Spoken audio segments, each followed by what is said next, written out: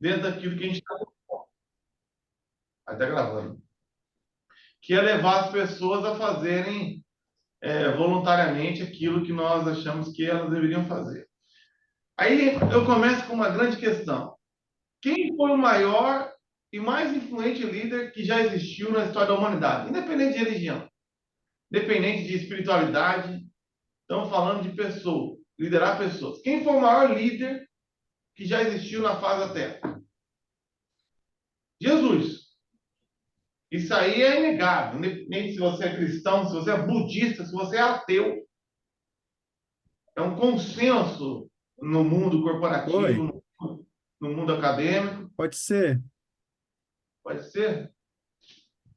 Oh, desculpa. Ainda é um consenso no mundo acadêmico que a liderança de Jesus foi uma liderança mais influente. Por quê? Jesus liderou 3 anos e meio, para alguns historiadores, os estudiosos aí, e faz 2000 anos que toda a humanidade está marcada entre antes e depois de Jesus. O ateu mais ateu do mundo, ele nasceu em 1900 e alguma coisa depois de Jesus. Depois que esse cara andou 3 anos no canto de Israel, nasceu no cantinho de Israel, de Nazaré, que fica no canto do Império Romano, que para nós tem um simbolismo espiritual, mas que globalmente falando é uma região totalmente insignificante. Agora, se Jesus tem a forma de liderança mais espetacular de todas, mais marcante, que levou e continua levando cada um de nós a fazer voluntariamente coisas sem coação nenhuma, que faz a gente sair da nossa terra, da nossa casa, e ir a outra terra distante, igual vocês estão aí no sul, para cumprir uma missão, por que não é o estilo de liderança que a gente tende a exercer com a nossa comunidade local? Nós vamos trabalhar um pouco isso. A gente tem que chegar no consenso, e eu creio que todos aqui vão concordar comigo, que as condições de Jesus eram muito mais hostis do que a nossa. Por pior que seja a realidade da tua comunidade, eu estou numa região difícil ali em Bela Vista, Paraíso, eu acho, na verdade, tem conversado com todo mundo aqui, o Sul é de longe o lugar mais difícil para implementar uma igreja, tanto pelo perfil das pessoas aí, o perfil social, principalmente uma igreja relacional, onde as pessoas são completamente fechadas, então uma cultura totalmente hostil, principalmente as de fora. Mas a gente há de concordar que Jesus enfrentou uma situação 1000 vezes pior, seja com os fariseus, seja com o Império Romano, seja por falta de recurso, seja por qualquer outro quesito, a batalha de Jesus era muito maior do que a nossa. Então, se ele teve uma condição mais difícil, recursos muito mais limitados, por um tempo menor do que o nosso, e conseguiu marcar o mundo, eu creio que meditar sobre a maneira como ele exerceu liderança pode nos ajudar a fazer alguma diferença no lugar onde a gente foi plantado aí por Deus. Tem um provérbio chinês que diz assim: se você não mudar a direção, você terminará exatamente onde começou.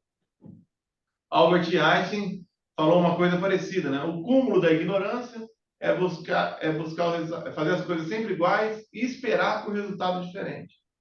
O cúmulo da ignorância é fazer as coisas iguais e esperar por resultado diferente.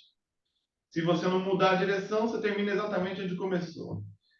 E tem uma frase da Margaret Thatcher que ela disse assim: estar no poder é como ser uma dama.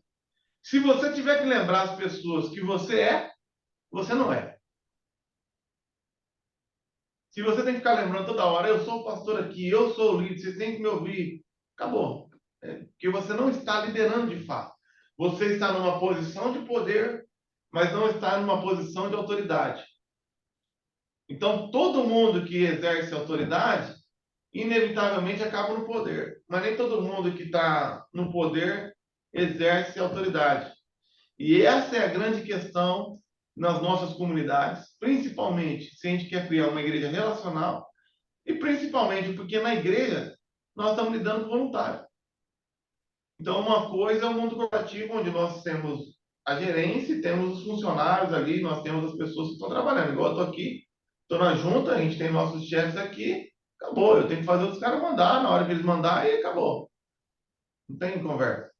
Mas quando você vai para uma igreja onde a pessoa escolhe ir ou não, e se ela vai, ela escolhe se ainda vai mais cedo para servir ou não, nessa ou naquela área, de maneira voluntária, numa coisa que ela mesmo contribui, nós precisamos refletir sobre algumas questões sobre a liderança que nós precisamos quebrar para poder ter mais influência. E aí sim, pegar essas ferramentas que a gente está definindo aqui e definir como a gente vai aplicar de maneira mais prática nas próximas reuniões. E o primeiro paradoxo que a gente tem que quebrar, o primeiro paradigma, na verdade, é que na liderança, ouvir é tão ou mais importante do que falar. Na liderança servidora, que é a base que a gente vai estar usando aqui, ouvir é tão importante quanto falar, se não for mais. Alguém já disse que uma conversa, geralmente, não passa de uma pessoa falando e a outra não vendo a hora da pessoa calar a boca para começar a falar. Nós vamos descobrir que nós, como líderes, nós temos a tendência, eu tenho a tendência, de ser o cara que está sempre falando. Mas a grande deficiência nossa na hora de exercer influência é que nós não temos a mesma disposição para ouvir. Então, as maiores pesquisas sobre insatisfação com liderança, você vai encontrar que a maior insatisfação geralmente é o líder não ouve as nossas recomendações. O líder não me ouve. As pessoas querem ser ouvidas. Elas não querem tanto ouvir, elas querem mais ser ouvidas. E se a gente está trabalhando com pessoas feridas, elas querem ser ouvidas ainda mais. Hoje em dia, literalmente, as pessoas estão pagando uma nota praticamente para ser ouvido. Tem gente que paga R$ 200 a hora para sentar na frente de um divã e falar para o cara. O cara ouve, ele anota, faz uma consideração ou outra, pum, e acaba. Os PGMs têm essa abordagem. No PGM, por exemplo, a gente vai trabalhar aqui, 70% do tempo que tem que falar são as pessoas. A gente está ali para só direcionar a conversa e deixar que elas falam, porque quando elas falam, elas vão abrir o seu coração e elas vão sendo transformadas ali nesse processo. A gente vai conhecendo melhor elas. Mas nós não conseguimos colocar essas coisas em prática de maneira eficiente, por quê? Porque nós não quebramos não fazemos uma ruptura com esse conceito de liderança, onde a gente tem que estar sempre falando. E isso ataca diretamente o fato de a gente não estar disposto a ouvir, e eu estou começando por isso, depois eu vou voltar isso mais à frente, porque não estar disposto a ouvir atentamente o que a outra pessoa está dizendo, ela fere diretamente o nosso poder de influência sobre essa pessoa. Porque quando você não ouve, ou quando você até finge que ouve, você está passando algumas mensagens. Então, você já tentou, com certeza, já passaram por isso. Tentar falar com alguém que ele não está te ouvindo. Ele só está balançando a cabeça esperando você calar a boca para ele falar. É uma sensação horrível. Você está falando, aí vai, fala. Aí você vai perdendo o gosto de abrir, de se comunicar com aquela pessoa. Então, numa igreja relacional, que é diferente de uma igreja, numa média igreja de departamento, onde o pastor estaciona o carro dele na vaga especial de pastor, na porta da entrada ali, ele entra pelo lado direito, sobe no púlpito, faz o seu discurso maravilhoso, sai ali por um corredor na sala pastoral, entra no carro e vai embora, que não é a nossa realidade, principalmente quando você está plantando igreja, está revitalizando igreja, você está no você está no chão da fábrica todo dia, lidando com pessoas todo dia, tentando convencer as pessoas a engajar no teu projeto, que não tem nenhum chamariz, a não ser você mesmo. Porque essa é a grande questão. Quando você planta uma igreja, você não tem muito recurso para oferecer. Você não tem o melhor projeto com as crianças, você não tem o melhor projeto Não tenho nada. Às vezes a gente não tem nem o melhor louvor. O que a gente tem? A gente tem a gente. A gente tem a caminhada comigo. Então, a grande atração de uma plantação de igreja é o líder. Essa é a realidade. Olha, eu vim lá do Rio de Janeiro e estou aqui com você, porque eu acredito nesse projeto e a gente vai fazer um negócio aqui espetacular. Ou seja, você está vendendo você mesmo. E você como um condutor para um projeto. Então, nesse ambiente, aprender, estar disposto a ouvir, é a grande ferramenta. E quando você não ouve, você está dizendo algumas mensagens para a pessoa de maneira subliminar. Você está falando assim, ó, não estava prestando muita atenção no que você dizia, porque eu estava mais preocupado com as minhas respostas. Eu, eu quando me deparei com esse material, eu tive um grande choque de realidade, porque esse é o meu padrão. O meu padrão é esse. Eu sento numa mesa aqui, igual a gente estava na reunião com os caras aqui, se eu não ligar o meu ouvido ativo, quando eu vou perceber, eu já pensei numa resposta, só estou esperando uma brecha para jogar minha ideia ali no meio. Eu só estou esperando ele calar a boca para poder falar o que eu quero falar. Aí, de repente, o cara pergunta, e aí, Matheus, o que você... Eu nem sei mais o que o cara está falando. Morreu. Já era. É por isso que a gente tem dificuldade de gravar o nome da pessoa, tem dificuldade de lembrar a situação, porque eu não estava ouvindo, eu só estava querendo falar. Se você se recusa a me ouvir, está dizendo que a minha opinião não importa. E nós passamos isso. Eu sou o líder. Eu estou aqui porque a minha opinião importa. A tua não. Você tem que me ouvir e acabou. Maravilha. Mas é difícil você conseguir engajar pessoas num projeto se elas não se sentem pertencentes a esse projeto. Elas não vão querer participar. Né? Por isso que a gente trabalhou metanoia na última reunião, porque às vezes não é que. O problema não é aquilo que a gente crê ou prega, o problema é o jeito que a gente faz. Então, se o que eu tenho a dizer é menos importante do que o que você tem a me dizer, eu também não quero te ouvir. Então, nós temos que lutar com isso, porque não tem pessoa. A pior tipo de pessoa para ouvir no mundo chama pastor, pastor. Nós amamos que a pessoa venha para a reunião ouvir o que a gente vai falar, mas é só você ir num congresso, você vai prestar atenção. Quem que não está ouvindo ninguém no congresso? É os pastores. Aí está falando, cara. Os radicais estão lá, bonitinhos, assistindo tudo. Uma maravilha. Pastorada mesmo. E só fazendo reunião ali, querendo falar com aquele, querendo falar com aquele, querendo falar com aquele, mas a gente tem dificuldade de querer ouvir. Eu tenho que falar com fulano. Eu tenho que falar com ciclano. Mas nunca tem que ouvir. A gente tem que sempre falar. É uma coisa que a gente tem que quebrar isso aí. Mesmo que não seja o nosso sentimento, nossas ações têm que condizer com o nosso sentimento. Então, nós temos que reparar que, às vezes, a maneira como a gente se porta passa uma mensagem que, às vezes, não é verdadeira, mas é a mensagem que a gente passa.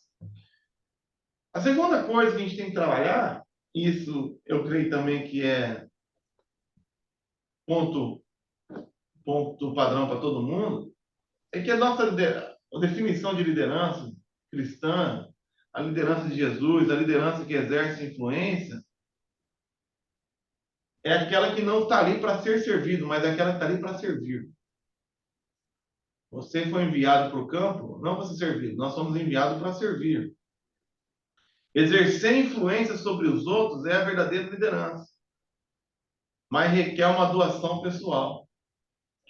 Se nós queremos de fato exercer influência, não impor as coisas, porque nós não temos esse poder para impor na igreja local, eu não tenho poder nenhum para impor nada em Bela Vista Paraíba. Mas eu talvez consiga influenciar as pessoas a ir para determinado caminho. Então, essa verdadeira influência requer uma enorme, enorme doação pessoal. Mais do que a abnegação de ter se locomovido, é a abnegação do estilo de vida que a gente acaba tendo que ter. Então, eu peguei uma definição aqui do James C. Hunter sobre liderança, que nós vamos trabalhar mais para frente, e o texto diz assim: é a habilidade, presta atenção, depois eu vou mandar para vocês. Definição de liderança: é a habilidade de influenciar pessoas, para trabalharem entusiasticamente, visando atingir objetivos identificados como sendo para o bem comum. O que é liderar, então? A habilidade de influenciar pessoas para trabalhar de maneira entusiasmada para exercer um objetivo que eu identifiquei como sendo de bem comum. Isso que é liderar. Ela tem que fazer de boa vontade, entusiasmada, sem nenhuma recompensa, porque a gente não vende bênção, não vende promessa, não pode pagar. Sem nenhuma recompensa, o que a gente identificou como necessidade. Vir numa reunião, vir no treinamento, abrir a casa para fazer um pequeno grupo. É horrível, irmão. A gente, para mim que eu sou pastor, abrir a casa é ruim para fazer um pequeno grupo. E eu ganho para isso. Imagina para uma pessoa que trabalha o dia inteiro. O que vai fazer essa pessoa abrir a casa dela, ficar limpando, chegar de serviço às 5h30, ficar arrumando toda a casa para receber um monte de estranho na casa das 7h30 até as 9h, e depois todo mundo vai embora, depois tem que arrumar tudo de novo para acordar cedo, no outro dia trabalhar. Ela não tem salário, ela não tem pretensão ministerial. O que vai fazer essa pessoa se abnegar de seus direitos para fazer serviço? Influência. A única coisa que a gente pode ter é influência. Agora, se a influência é uma habilidade, essa habilidade pode ser adquirida. Com alguns conceitos básicos que a gente vai estar trabalhando, essa habilidade a gente pode adquirir, ninguém nasce com ela, a gente adquire ela. Mas é uma habilidade de influenciar, de exercer uma influência sem imposição de poder. E aí nós vamos chegar no terceiro paradigma que nós temos que quebrar, que existe uma diferença entre poder e autoridade. Eu peguei aqui uma definição de poder do Max Weber. Poder é a faculdade de forçar ou coagir alguém a fazer a sua vontade, por causa de sua posição ou força, mesmo que a pessoa preferisse não fazer. Poder é necessário. O poder é necessário na questão política, o poder é necessário na questão de segurança, o poder é necessário na questão organizacional. Nós precisamos de pessoas com posição de poder, botando limites, que são muitas vezes para a nossa própria segurança. Então, o poder trabalha na base da ameaça. Você tem que fazer isso ou você vai rodar.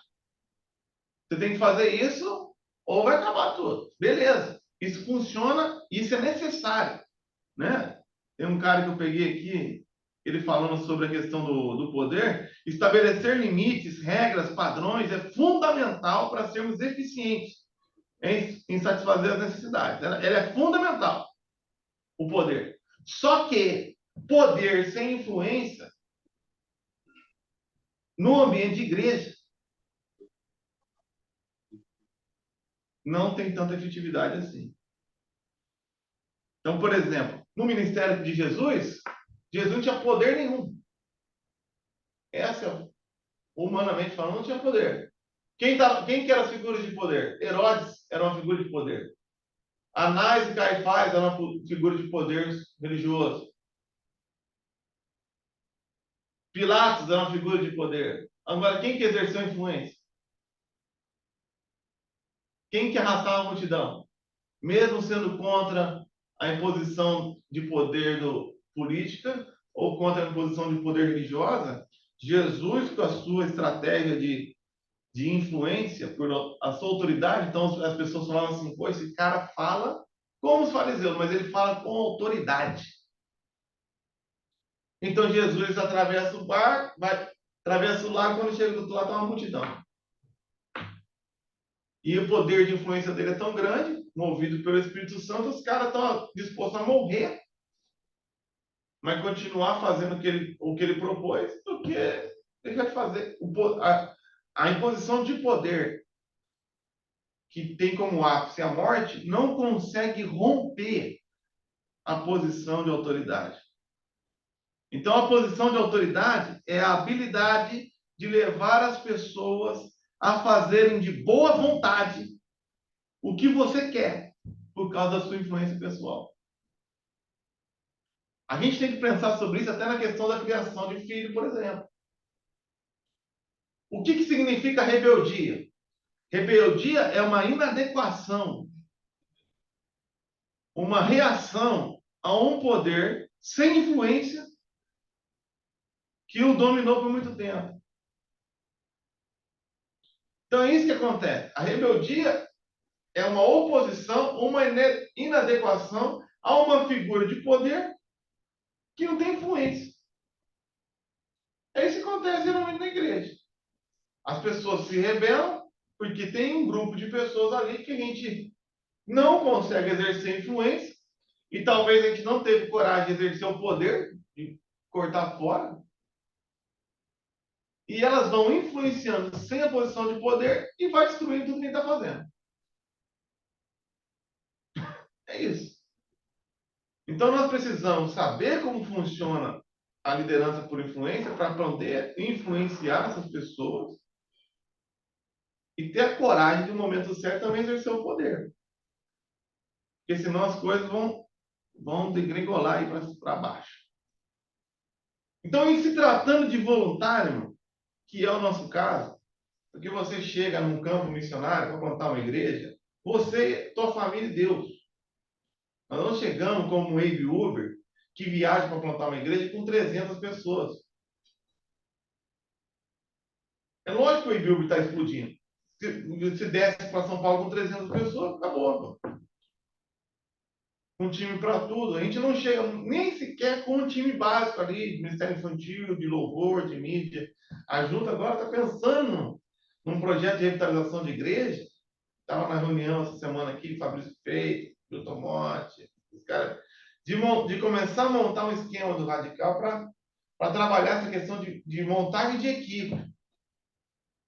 Para instrumentalizar os obreiros que estão aí na obra, montar umas equipes de radicais especializados e levar lá para o Marcelo lá. Qual que é a necessidade dele em Florianópolis? Eu acho que é uma boa, né?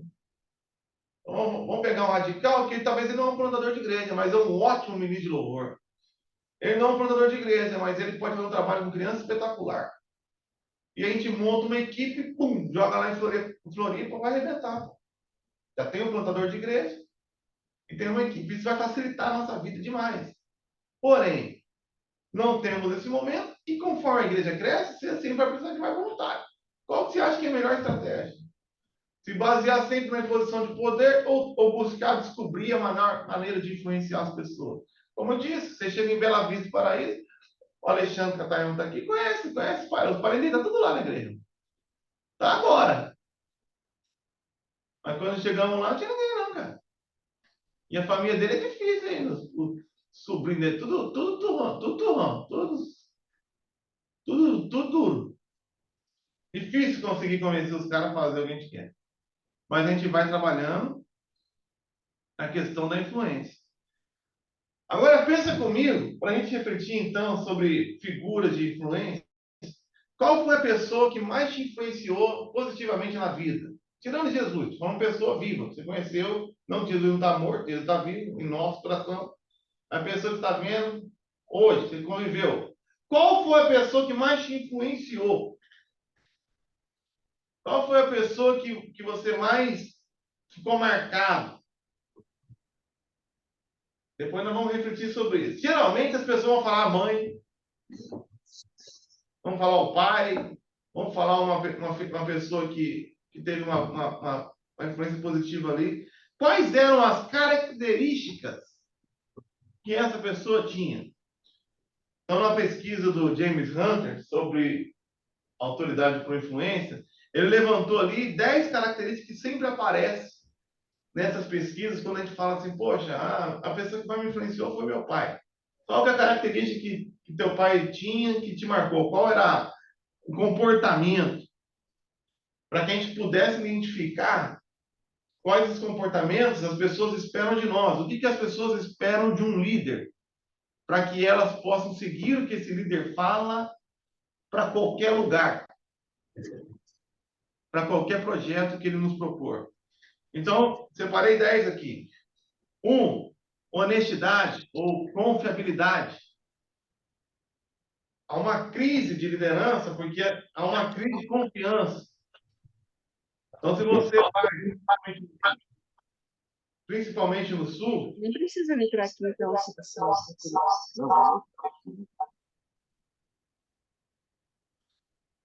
Dá para ver? Se você vai num ambiente, por exemplo, principalmente no Sul, no interior, igual eu estava lá, demora muito para você ganhar a confiança das pessoas. E demora para você ganhar a confiança das pessoas porque elas estão machucadas, principalmente no nosso caso. Um pastor vai lá e comete adultério. O outro pastor vai lá e comete um caso absurdo. Não dá nem para falar aqui. Aí chega um rapaz lá, novo, de qualquer jeito. Eles vão demorar para seguir o que eu estou falando, porque eles não confiam em mim. A primeira luta minha é ganhar a confiança das pessoas. Uma outra característica que as pessoas gostam de ver no bom líder é bom exemplo. Né? A frase já diz: palavras convencem, resultados arrastam. Então a gente tem que propor coisas que a gente está de fato disposto a viver isso e as pessoas estão vendo isso em nós, porque senão não adianta nada. Não adianta nada eu propor uma coisa se você não vê resultado do que eu estou falando. Eu posso falar um monte de coisa aqui. Se eu não tiver um resultado que me impulsiona, ninguém vai seguir o que eu estou falando. Então, a pessoa precisa ver o exemplo no meu orelha. Se está falando de oração, eu oro. Estou falando de me relacionar, eu me relaciono. Se eu vou falar de criar um ambiente acolhedor na igreja, a pessoa mais acolhedora que tem que estar na igreja sou eu. Se eu estou falando de criar um ambiente relacional, por mais antissocial que eu sou, eu tenho que me tornar um cara mais relacionável, mais acessível. Então, nós vamos trabalhar isso. Uma coisa que trabalha, que as pessoas geralmente têm na figura de influência sobre a sua vida é a questão do cuidado. Geralmente é uma pessoa que cuidou. A nossa mãe nos serviu de maneira espetacular porque ela cuidava de mim, sem esperar nada em troca. Compromisso, né? Um bom líder é um cara de compromisso. Ele toma uma decisão e ele honra com a decisão, e ele morre por aquela decisão, mesmo que lhe custe. Meu avô sempre falava assim: ó, eu dei minha palavra, mesmo que seja um prejuízo para mim, agora eu vou honrar com a minha palavra. Quando você encontra uma pessoa que honra com a palavra, independente de se é conveniente ou não, essa pessoa ganha teu respeito. E o que ela falar, você ouve. Então, o cara que mais me influenciou na vida foi meu avô. Ele era esse cara. Ele começava a fazer a construção. Os caras falavam que não ia pagar, ele terminava a construção, cara. Aí você fica, meu, por que você faz isso? Pô? Porque eu falei. Eu falei. Eu falei, eu vou fazer. Ó, é ruim pra caramba, mas ele falou. Depois ele vai falar uma outra coisa pra você, você ouve. O que ele falar, eu acredito. É um cara de compromisso. Quinta característica de um bom líder é um bom ouvinte. Já falei para vocês da pesquisa aqui. Se a gente trabalhar, teve alguns momentos que eu estava tendo muita luta no meu ministério, eu falei assim, pessoal, vamos sentar para conversar, tem algumas ideias. O cara levantou e falou assim, mas você vai ouvir mesmo ou você só tá marcando isso aqui pro forma? O que a gente fala, depois você vai fazer no final das contas o que você quer mesmo, pastor? Então, para que fazer reunião? Na hora que ele falou isso, me acendeu um alerta. Peraí, eu estou passando uma mensagem. O que vocês falam? Falar. Aí, o que eles vão devolver? Pastor, você pode falar o que você quiser. Ó. Eu também não vou ouvir. Ponto. Não tem posição que mude isso. Então, um bom líder, ele conquista a confiança das pessoas. A sétima característica, trata as pessoas com respeito. Ninguém suporta um líder que trata com desrespeito, gente. A não ser que o cara esteja sob posição de poder. Você só suporta um péssimo líder se você não tiver para onde correr. Porque você depende daquele emprego para pagar as contas. O dia que você conseguir um emprego, às vezes até um pouco pior, você cai fora. Você cai fora só para ter o gosto, o prazer de virar na mesa do chefe e falar, tchau, tô fora desse inferno aqui, você chama de trabalho, vou embora. Beleza. Agora, a igreja não é trabalho, cara. Eu vi um cara falando assim, hoje, essa semana aqui, antigamente, na igreja batista, as pessoas discutiam as coisas com a mão, na assembleia. Hoje as pessoas discutem as coisas com o pé. Ninguém fica mais para brigar na assembleia. Pode reparar, não tem mais briga na assembleia. Porque o cara levanta e vai embora, pastor. Ele vai embora e não volta, você nem sabe por quê. Ele nem faz o favor de te contar por que foi embora. Ele só levantou, foi embora para o culto, virou para a esposa dele e falou assim, aqui eu não volto mais. E nunca mais volta. E você vai morrer sem saber. Essa é a questão. Aí você vai ligar, eles vão ser educados ainda. Não, pastor, vamos fazer uma mudança aqui, fazer umas coisas aqui. E não vai nem falar para você por quê, cara. Mas é porque ali tinha uma insatisfação que a gente não conseguiu detectar. Eu perco um monte de gente assim, até hoje assim. O cara some. Aí você, na correria, você não conseguiu identificar. As pessoas resolvem as coisas assim hoje. Um bom líder, ele encoraja as pessoas. É um cara que não apenas sonha, mas ele consegue sonhar com as palavras. Entendeu? Ele consegue fazer as pessoas sonhar o sonho dele. Consegue fazer as pessoas acreditar no sonho dele e se sentir pertencente do sonho que é dele. Então a gente chega lá em Bela Vista e fala, não, nós vamos alcançar as nações, nós vamos formar missionários. Pô, vamos falar real aqui, só entre nós? Quem está fazendo isso sou eu. Quem estava em Manaus era eu. Mas eu só estava em Manaus porque os caras que não foram para Manaus compraram a briga comigo e fizeram um monte de coisa em Bela Vista. Se esses caras não fizessem, eu não estava em lugar nenhum. Então a gente conseguir fazer a pessoa se sentir pertencente do projeto que Deus colocou no nosso coração é um grande desafio. Fazer um cara que tem um sonho de ter a casa própria, fazer um negócio dele de açaí crescer, fazer não sei o quê, e de repente fala assim, beleza, mas tem mais um sonho aqui, um sonho nosso. E você pode participar, Deus te chamou para isso. Essa é uma característica de um bom líder. E, obviamente, a nona característica para que a gente consiga encorajar os outros, a gente tem que ter uma atitude positiva e entusiasmada. Né? Entusiasmo é uma palavra que eu queria trabalhar semana passada. Na outra semana, não trabalhei. Você sabe o que significa entusiasmo? Vamos dar a dica. Ó. Entusiasmo. Tel é Deus, de teologia. Em é dentro. Pesquisa raiz. No português é alegria radiante. No grego é ter Deus dentro de você. Então, quando o grego falava do cara, assim, ó, o cara tá ele foi possuído por Deus. É literalmente Gálatas 2:20. Já estou crucificado. Agora vivo não mais eu, mas Cristo vive em mim. Eu estou possuído por Deus. Eu estou cheio do Espírito Santo. Do fruto do Espírito Santo. O reino de Deus em mim. Justiça, paz e alegria. Se a pessoa não vê no líder esse entusiasmo, ninguém te segue. Pastor Walter, ninguém gosta de seguir time derrotado. Só torcedor do Botafogo. Não gosta. Aí eles ficam cantando lá, que são campeão desde 1910. Mas ninguém, por que não cresce a torcida? Porque ninguém torce para time ruim, pastor. As crianças não vão torcer para o Botafogo. Não tem o que você faça. Eles vão ser flamenguistas. Não tem para onde correr. Por que a gente não assiste as Olimpíadas? Porque ninguém gosta de ver. Eu não quero assistir as Olimpíadas para ver a China e os Estados Unidos ganhar tudo. Entendeu?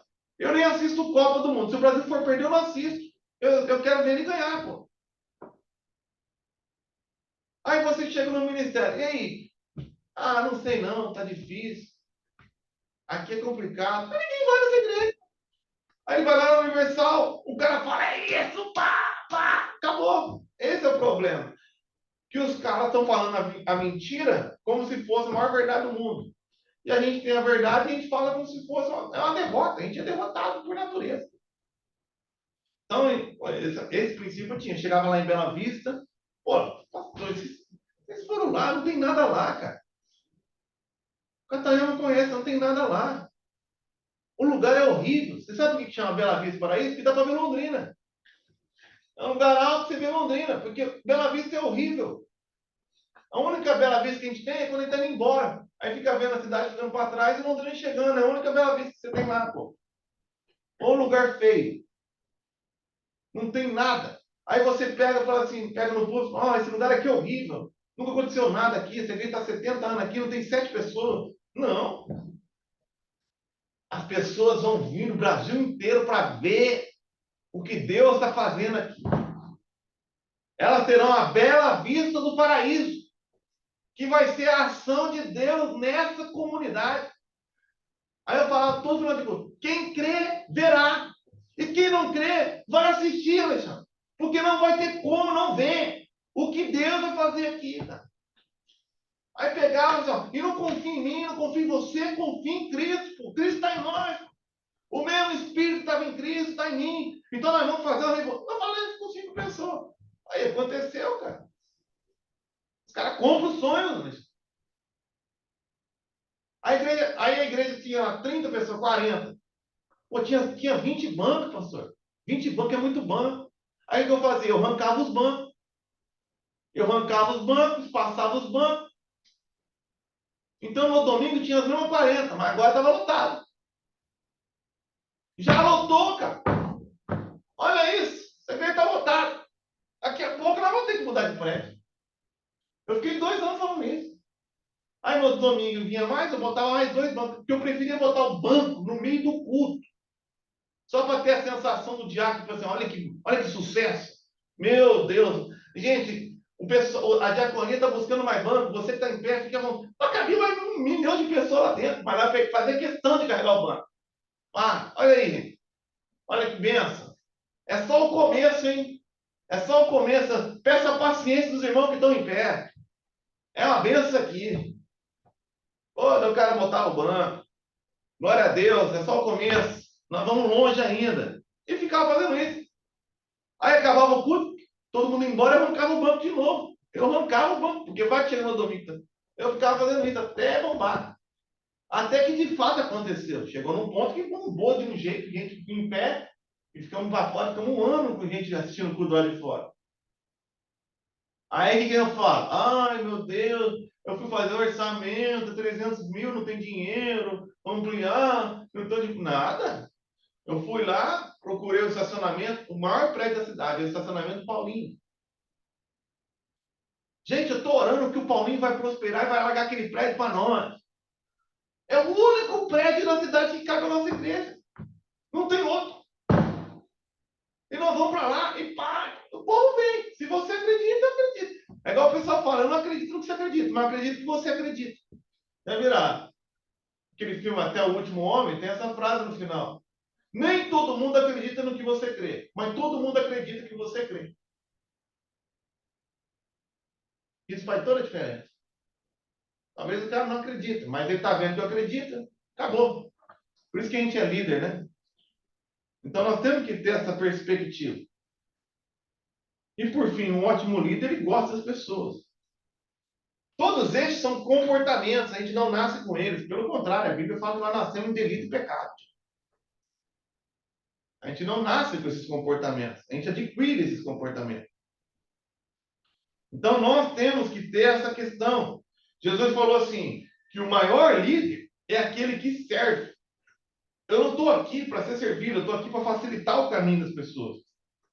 O grande papel do líder é remover todos os obstáculos para que os liderados possam servir melhor e não o oposto.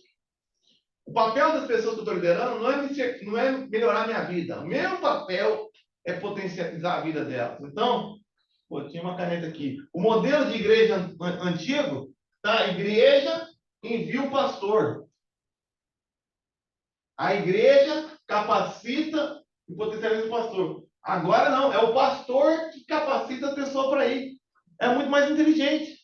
Porque eu não conheço ninguém em Bela Vista e eu sou um cara só. Mas se eu consigo potencializar para que todos vão e se espalhem pela cidade. Então, meu papel é facilitar o caminho para que eles sirvam melhor. Eu tive um problema no Ministério Infantil. Nós temos lá a igrejinha do Ministério Infantil agora, né? No outro prédio só tinha a sala, agora a gente foi para o prédio maior, abriu uma igreja lá para as crianças. E eu tinha a melhor líder do Ministério Infantil que alguém poderia ter. A habilidade dela é espetacular. Ela faz projetos ali na cidade que arrebata a cidade inteira. Ela é capacitada. Ela fez depois ainda um treinamento aqui da Junta de Missões Nacionais, que ela se formou e no trabalho de conclusão de curso, ela ofereceu para as escolas, os caras amaram. Só tinha um problema, pastor. Ninguém gostava da mulher. A mulher era tão boa no que ela fazia, que ela tratava todo mundo que não fazia exatamente igual a ela, muito mal. Então o ambiente do Ministério Infantil era horrível. Ela assumiu com 13, 14 voluntários. Nos últimos dias estava com 7. E numa reunião, as 7 ameaçou se abandonar o negócio. Mãe vindo reclamar do filho que não queria mais descer para o cutinho. Nosso cutinho tem um playground. Nós temos literalmente um parquinho e as crianças não queriam descer. Mas tinha uma coisa muito errada. Por que uma criança não quer descer? A mulher era tão ruim no trato com os outros. Os adolescentes que eram auxiliares, que a gente bota os adolescentes para fazer tudo na igreja. O adolescente é mão de obra barata. Aí ele bota lá para cuidar de criança, bota para tirar foto, envolvendo eles na igreja. Os adolescentes estavam chorando. Mas ela falava assim, só eu sei fazer trabalho com criança. Então eu tive que fazer a coisa mais horrível do mundo, exercer o poder, infelizmente, porque eu tentei influenciar a mulher de tudo que a jeito não deu. Fiz vários treinamentos, passei isso aqui para ela, não funcionou. Aí eu falei, irmã, é o seguinte, você não está andando aí conforme a gente está querendo, porque a gente quer liderar as pessoas, quer servir as pessoas, quer tornar a vida das pessoas melhor. Estamos aqui para levar as pessoas em relacionamento com Jesus, não com um trauma. Tirei a mulher, pastor. Aí ela falou assim, quero ver quem vai assumir esse ministério. Ninguém sabe fazer. E de fato ela está certa, ninguém sabe fazer. Mas a Renata, que nunca deu uma aula, minha esposa, nunca deu uma aula do Ministério Infantil na vida, nunca desceu. Nem antes e nem depois. Ela assumiu o Ministério Infantil.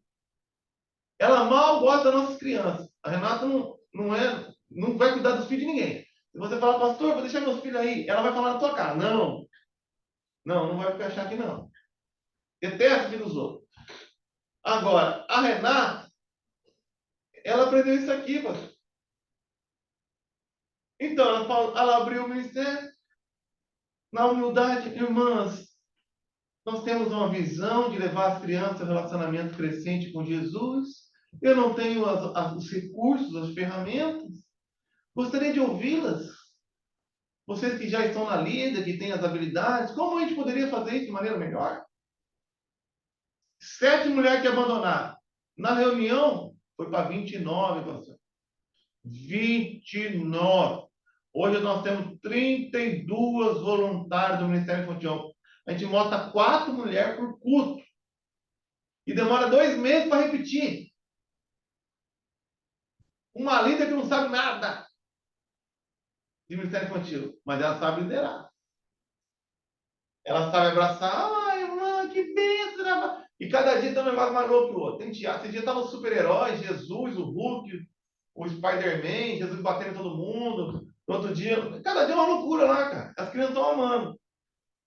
Porque ela abre o caminho e a mulherada arrebenta. Oh. E elas ficam honradas porque elas conseguem fazer aquilo que elas têm o dom para fazer. E quem se beneficia é a gente, pô. Porque no fim das contas a gente consegue a missão. Eu não quero que a Renata dê aula para as crianças. Eu quero que o Ministério Infantil funcione. Então, quando a gente entende isso, a gente consegue potencializar. Por isso que eu volto a dizer, líder é alguém que identifica as necessidades das pessoas e supre. Necessidade legítima. E às vezes a necessidade legítima é ser ouvido, é ser capacitado, é receber. É isso. Tudo que a mulher queria é ser ouvida. Eu quase dando o nome dos boi aqui. A outra líder, ela queria impor. Só do jeito dela. A Renata compôs. Então nós precisamos entender isso aí.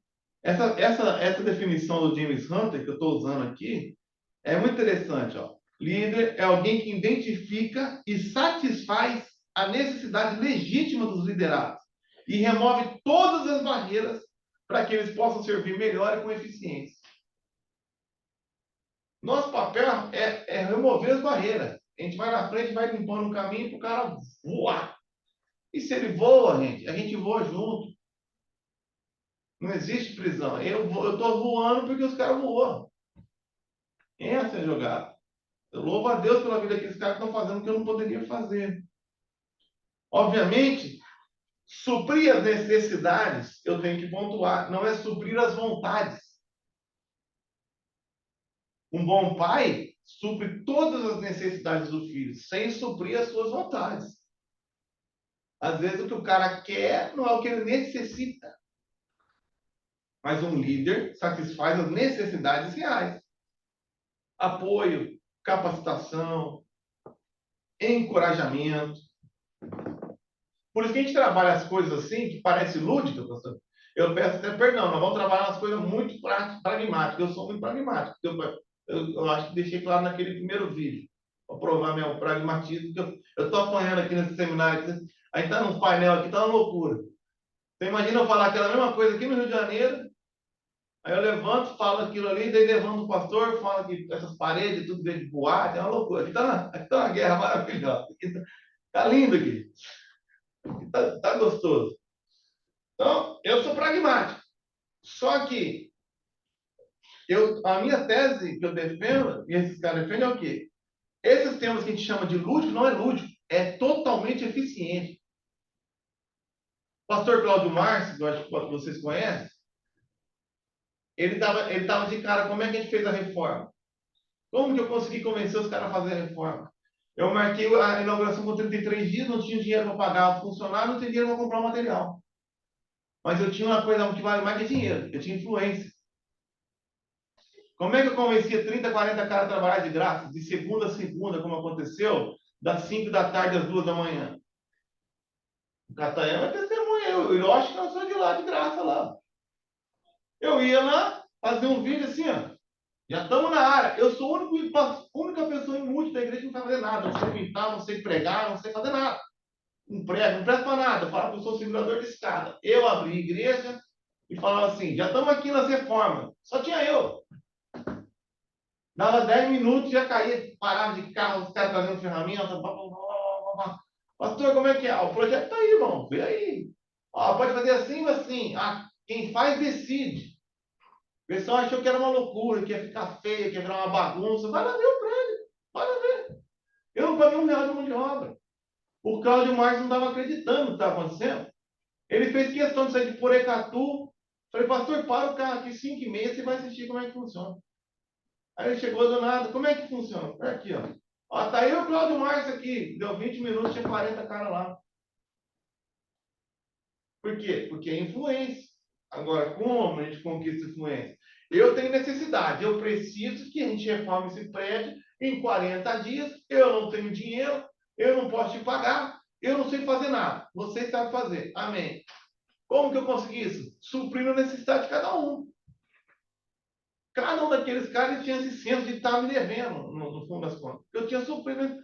Quando o sobrinho do pastor Cataião estava em crise lá na casa dele, eu estava lá, pô. Estava suprindo a necessidade dele, ajudando, ouvindo ele, dando ideia. Às vezes o cara só queria falar. Fiz a primeira visita para o Hiroshi, eu não falei nada. Eu só ouvi ele falando, ouvi. Aí ele virou para mim e falou assim: esse foi o melhor dia do ano. Foi o melhor dia do meu ano. A gente pode ser amigo? Eu não quero um pastor, eu quero um amigo. Eu falei, cara, sou teu amigo. Acabou. Foi assim que eu ganhei o cara. Não fez um treinamento, não fui nada, só virei amigo. É o que ele queria, um amigo. Então vamos jogar bola, vamos fazer caminhada. Eu e ele são dois gordos. A gente comprou um reloginho de passo. Não, nós temos que emagrecer. Tem que jogar bola. É isso. Então, para mim não é lúdico, para mim é prático. Mas partindo para a conclusão. Se nós temos que suprir as necessidades e as pessoas são diferentes, será que existe algum parâmetro que a gente pode ter de quais seriam as necessidades maiores das pessoas?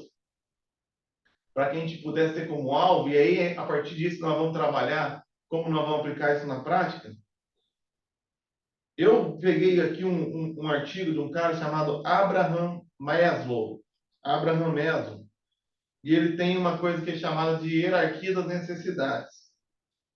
Então, ele diz que existem 5 hierarquias da necessidade. Depois você vai receber o material aí, resumo. A primeira necessidade de todo ser humano é o que ele chamou de necessidade fisiológica. Isso é o óbvio.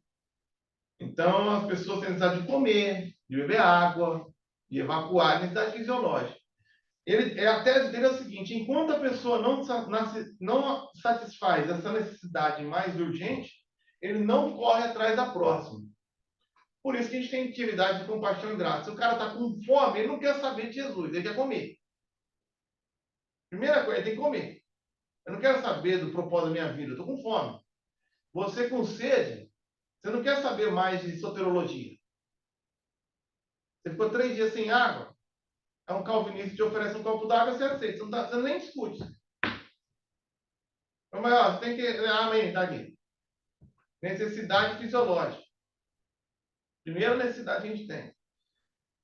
Suprida a necessidade fisiológica, Maslow fala que a gente procura necessidade de segurança e proteção.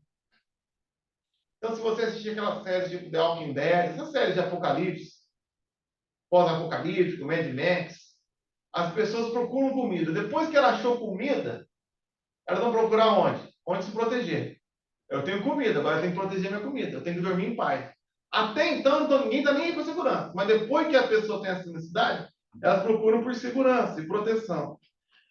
A partir desse ponto satisfeito, elas vão procurar uma necessidade universal que ele chama de pertencimento. É a necessidade de ser amado. É a necessidade de ser parte de um grande grupo. De pertencer a algo maior. É por isso que existem as agremiações. É por isso que existe flamenguismo, corintiano, petista, bolsonarista. É por isso que existe clube de motoclube.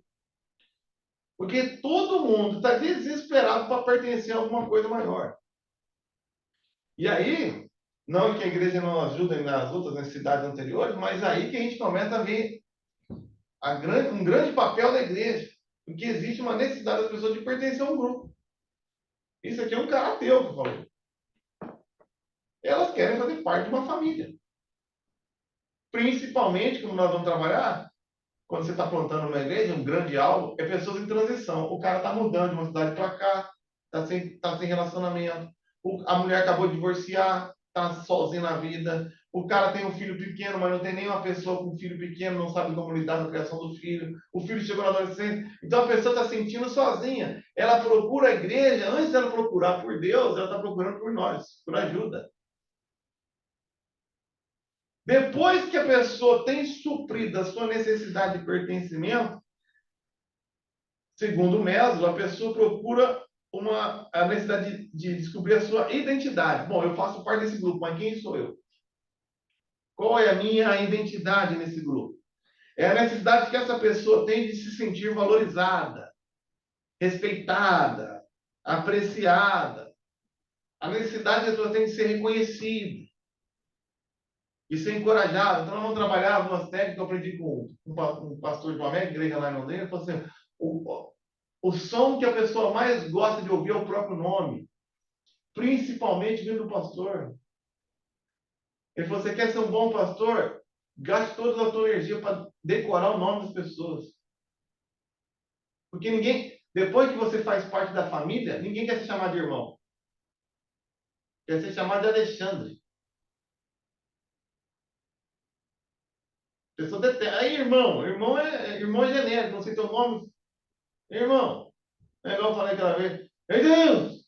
Sabe aquela coisa que você fala o nome errado assim? Não, você tem que chamar o cara pelo nome. As pessoas gostam de ser chamadas. Eu tenho. Então a gente tem esse costume de elogiar em geral. As pessoas gostam de ser elogiadas. Olha, eu queria agradecer a irmã tal, que veio aqui e arrumou a igreja. Essa pessoa vai fazer isso pro resto da vida, só porque você falou o nome dela. Então a gente acabou lá no ano, tinha os voluntários, 70 voluntários que a gente tinha na igreja. Comprei um cacau show para cada um, citei o nome de cada um, chamei na frente, entreguei. Obrigado, fulano. Se não fosse você, nós não tínhamos chegado aqui. Essa pessoa vai trabalhar mais 2 anos de graça. Dizem alguém, um soldado não vende a alma dele por dinheiro nenhum, mas morre por uma medalhinha. Ele morre para ganhar uma medalhinha. Perde um braço. Só para ter um negócio mesmo. É uma necessidade da pessoa ser reconhecida. Nós precisamos. Ah, não é. Não sei se eu sei. Estou falando como é que é. O jogo é assim. As pessoas precisam ser reconhecidas. Acabou. E a Bíblia trabalha isso.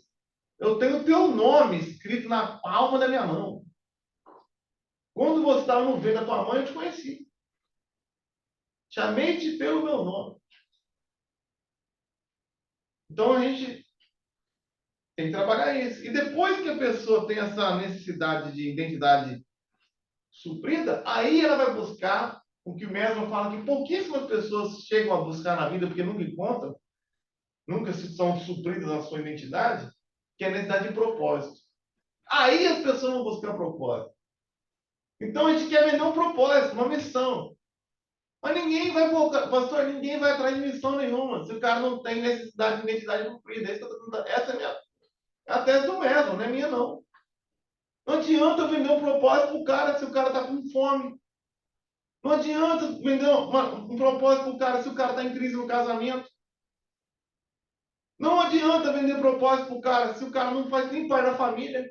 Não, se ele não se sente parte. A gente fala que é, mas não se sente parte, ele não foi acolhido. Não adianta vender um propósito se o cara não se sente valorizado. Ninguém entra no nosso propósito. Mano. Ninguém entra. Então eu tenho que suprir as necessidades com um bom líder, necessidade. E vender a missão, pô. Agora, esse antibíblico, na minha concepção, é bíblico. Ó. Filipenses 4,19. E o meu Deus, segundo a sua riqueza em glória, há de suprir em Cristo Jesus cada uma de suas necessidades. Pode pegar cada uma dessas necessidades e ver se em Cristo Jesus não são satisfeitos. Todas.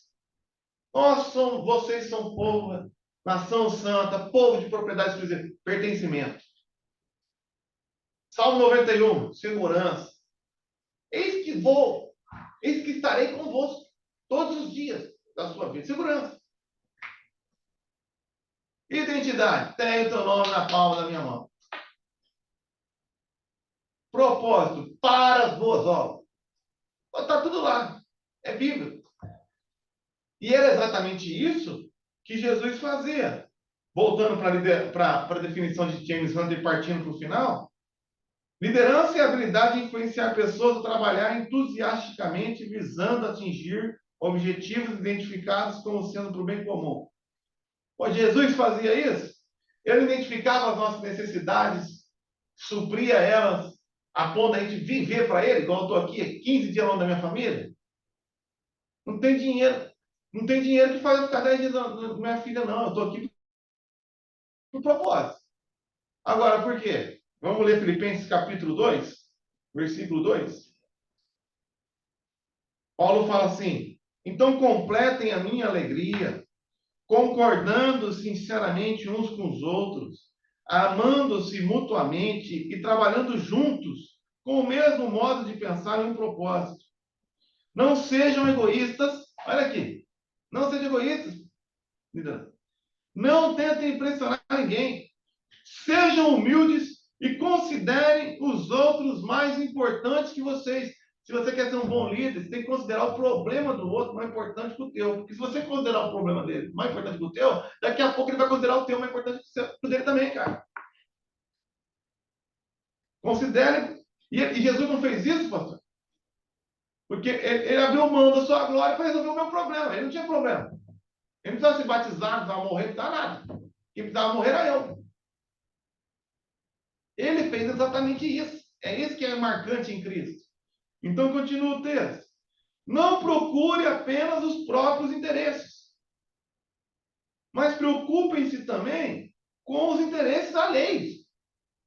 Esse Isso aqui não é só coisa cristã, não. Tenham a mesma atitude, não é só ideia, atitude demonstrada por Cristo Jesus. Qual? Embora sendo Deus, não considerou que o ser igual a Deus fosse algo que devesse se apegar. Em vez disso, esvaziou-se a si mesmo, assumiu uma posição de servo e nasceu como ser humano. Já que é uma humilhação terrível. Um Deus encarnado. E ele está encarnado até hoje, né? Então, já é uma limitação, uma autolimitação por amor. E quando vem em forma humana, para piorar, humilhou-se. Não foi humilhado. Ele se humilhou. Tem aquela frase assim, os humilhados serão exaltados. Mentira. A Bíblia fala que aqueles que se humilham, humilhai-vos. Ele se humilhou. É uma humilhação. Estou aqui para te servir. Humilhou-se e foi obediente até a morte e morte de cruz. Por isso, Deus o elevou. Por isso. Porque ele se humilhou. Então, lembra que na ceia, Jesus começou a falar assim, olha como é que a gente é. Ele falou assim, alguém nessa mesa vai me trair. Aqui, o ponto focal era ele, alguém vai me trair. Os discípulos começaram a discutir, pastor, leia lá, é impressionante. Quem era maior? Como que pode um negócio desse? Como é que vocês estão discutindo quem é maior? Eu acabei de falar que você traído. Esse cara começou a discutir quem era maior. Talvez porque assim, bom, eu não posso ser eu, porque eu sou maior que você, então você que vai trair. A gente está tendo tentando ser o maior, cara. Aí Jesus dá o maior, ele dá o maior exemplo da história. Ele fala assim, eu vou se trair, mas vocês não consideraram o que eu estou falando? Ele pega um pano e sai limpando o pé dos outros. Ele quer ser traído. Na noite que foi traído, ele sai limpando o pé dos outros. Ele falou, quem quer ser maior, que sirva. Agora, isso é uma aula até de economia. Qual que é o maior mercado da tua cidade? É o que serve mais pessoas. Simples assim. O mercado que serve mais, que supre mais necessidade de pessoa é o maior. Quanto mais gente você serve, maior você vai ser. Maior vai ser o teu nível de influência, maior é o teu ministério. A gente tem que servir mais gente, não ser servido. Essa é a jogada. Então, um bom líder, como um bom empreendedor, quando ele acha um problema, ele não foge. Eu sou um caçador de problemas. Que para cada problema tem uma recompensa. Dinheiro é recompensa por solução de problema. Quanto maior é o problema, maior é a recompensa. Você está com sede, quer um copo d'água? Solução fácil, R$ 1. Você está com um nódulo no meio do cérebro? Olha o tamanho do problema. A solução é caríssima. Neurocirurgião. Quanto maior o problema, maior a recompensa. Então, nós temos tudo para crescer, porque nós estamos cheios de problema na igreja. Quanto mais problema tem na igreja, na nossa idade, mais oportunidade de solução a gente tem, mais oportunidade de servir a gente tem, mais a chance de ser maior a gente tem. Porque a dificuldade que potencializa. Se eu fizesse a mesma igreja em Londrina, não teria tido a mesma relevância. Só ficou bom porque eu estava em Bela Vista para isso, porque lá é horrível. Se Bela Vista não fosse horrível, o que eu fiz ali não ia valer de nada. Essa foi a jogada. Nós temos que estar dispostos a servir as necessidades e resolver o problema. Agora, como base para as próximas aí, qual foi a base dessa questão de suprir a necessidade que Jesus trabalhou? Foi o serviço e a abnegação. Jesus serviu e se abnegou. E qual que foi a base da abnegação de Jesus? Por que Jesus fez isso? Por amor. E ele fez isso por amor por quê? Porque ele quis. É exatamente esse o texto. Peguei aqui, ó. Vontade nada mais é do que intenção mais ação. Intenção menos ação é igual a nada. Intenção mais ação é igual a vontade. Ele tinha uma intenção, ele agiu. Ele falou, por amor, serviu, supriu, influenciou. Essa é a base da liderança servidora. Quando você tem a intenção de servir, você age em conformidade com isso, movido pelo amor, porque é só por amor que você serve de maneira abnegada. Mas quando você serve de maneira abnegada, você supre necessidade. Quando você supre necessidade, você influencia. E quando você influencia, você cresce. Então a gente tem tido a base lá. A obra de Deus, feita do jeito de Deus, recebe os recursos de Deus. Qual que é o jeito de Deus? É o amor. Não vão ter esse momento agora, mas por isso que a gente ouve. Aí, então a gente vai começar, pastor, agora que eu vou ser mais pragmático mesmo. Eu vou tentar ser o mais pragmático das coisas que você chamou, que a gente considerou como lúdica, até ontem, até essa semana. Ou, por exemplo, pegar 1 Coríntios 13 e mostrar como tem ali 9 atitudes pragmáticas que ele define como amor. E eu quero dar um exemplo de cada um, como aquilo ali potencializa a sua liderança. Porque é exatamente aquilo que a gente fez. Né? E quando você faz aquilo ali, você está cumprindo um mandamento maior de todos. E como que a gente consegue? Porque não são, pastor, é isso que a gente tem que entender, para concluir aqui minha fala. Não é o método, é o jeito. É o jeito. Essa que é a questão. A gente pega e compra um método, compra um livro. Mas é o jeito, esse é o problema, é o jeito. Falei para vocês, falei na palestra aqui, eu fiquei 7 anos estudando, lendo essas coisas aqui, não consegui entender nada, não consegui ter resultado.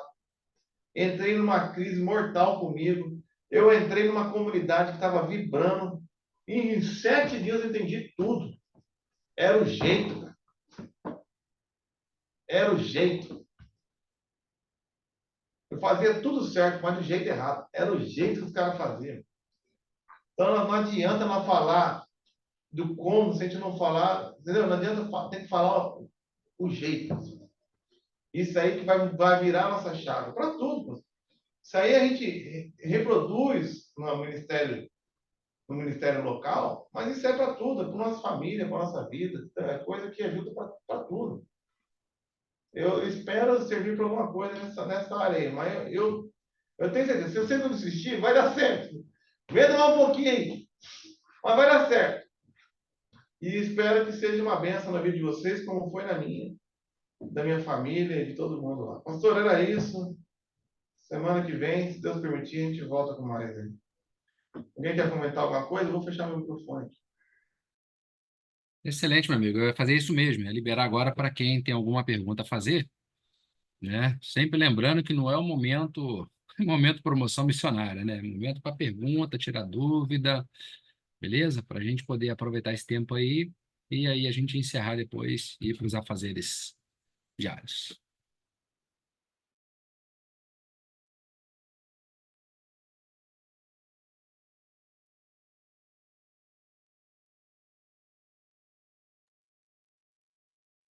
Bom, o silêncio eu vou entender que não há perguntas, então nós vamos seguir para o finalmente e reflitam sobre isso, gente. Eu gravei aqui, vou até finalizar aqui já, não precisa estar